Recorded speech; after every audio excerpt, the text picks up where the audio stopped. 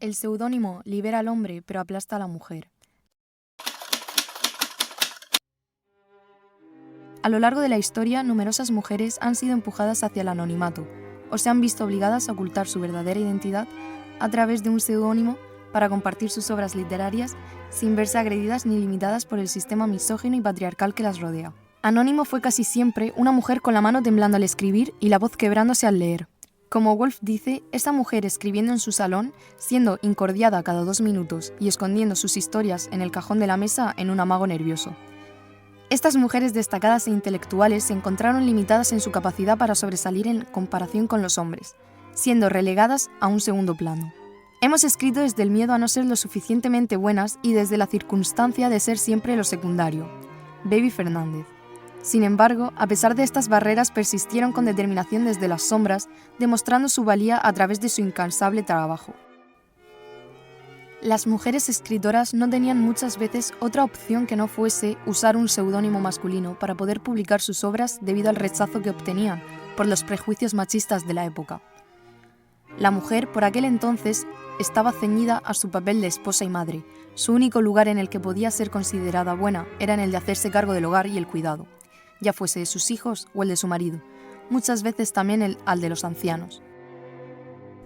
Por lo tanto, que una mujer quisiera publicar una obra literaria era considerado una mofa, por la visión misógina de la época de que las mujeres no podían ser personas inteligentes y capaces de crear algo de valor para el resto del mundo, a la vez que era considerado incluso como una ofensa hacia el hombre, debido a que la mujer se atreviese a demostrar que su intelecto podía ser igual que el de un hombre e incluso mejor. Hoy rescatamos los nombres de las mujeres que no pudieron hacerlo. Mary Ann Evans fue una novelista, poeta, periodista y traductora británica más conocida por su seudónimo George Eliot. Fue de las escritoras más importantes de la época victoriana. Su primer trabajo fue como traductora de Vida de Jesús de David Strauss, de 1846, pero su trabajo más importante fue la novela. Publicó 7 obras caracterizadas por realismo, las referencias a la psicología y las descripciones de la naturaleza. Su obra más famosa fue Middlemarch, en 1869, que trata sobre el cometido de vivir en Inglaterra, formando parte de la clase media, y contiene relatos reales de la vida de la autora, pensamientos y personalidad. También tiene obras como El molino de Flos, de 1860, en la que Evans realiza una crítica a la educación de aquella época en la que las mujeres no podían acceder a los estudios y solo iban orientado a los hombres. Además, escribió poesía, prosas y ensayos que quedaron bajo seudónimo, cuestión que tuvo que aceptar esta escritora para que su trabajo fuese reconocido, aunque no tuviese méritos. Con los años fue reconocida por personalidades como el gran novelista francés Marcel Proust, dejando ver cómo le tocó vivir en una sociedad que infravaloraba el trabajo de la mujer y no le permitía publicar las obras a sus nombres por el miedo a que no la tomaran en serio. Novelista, dramaturga y periodista francesa, Aurore Dupin, más conocida por el seudónimo George Sand, fue una de las escritoras más brillantes y populares de su época. Escribió más de 70 novelas en las que su realismo, compromiso social y defensa de los derechos de las mujeres caracterizan el estilo narrativo de la autora. Algunas de sus novelas fueron Indiana, de 1832, Le Petit Fadet, en 1848, e Histoire de ma vie, de 1854. Aurore usó el disfraz de la masculinidad para protegerse ante las críticas de aquellos enemigos a la literatura femenina. Le permitió explorar temas y expresar ideas que habrían sido mal vistas debido a su género y su clase social.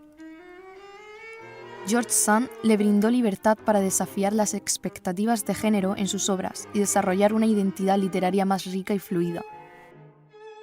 Charlotte, Emily y Anne Brontë. Estas 3 hermanas fueron unas influyentes escritoras del siglo XIX.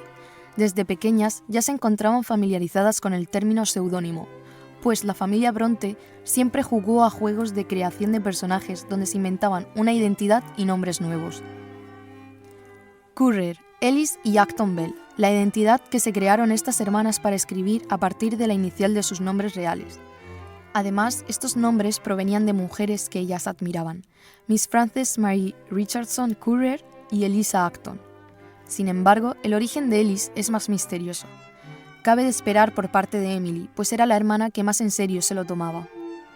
Durante esa época, las Brontë eran conscientes del riesgo que corrían sus obras en una sociedad patriarcal. No solo serían juzgadas negativamente a ellas, sino también a sus personajes, por no ser lo suficientemente femeninos.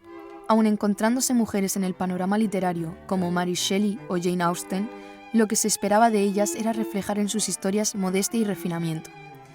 Esto era lo que se suponía propio de las mujeres, pero las Brontë no querían ceñirse a ese estándar, por lo que eligieron seudónimos. Cuando un modo de escribir y pensar no se consideraba femenino, se convertía en una aberración si estaba escrito por mujeres. Manuel Barbeito. En la época en la que estas autoras escribieron, la sociedad era conservadora y patriarcal. Las mujeres tenían pocos derechos y privilegios, como acceso limitado a la educación y trabajos mal remunerados. Estaban mayormente confinadas a roles domésticos y de cuidado de los hijos. Además, se las consideraba intelectualmente inferiores y se esperaba que solo escribieran novelas románticas. A pesar de tener que publicar con nombres masculinos para que sus obras tuvieran relevancia por la sociedad de entonces, el uso del seudónimo les permitió liberarse para escribir todo aquello que tenían para contar al mundo sin pensar en lo que vendría después. Gracias a estas escritoras y a muchas más, hoy gozamos de una literatura magnífica, hecha por mujeres.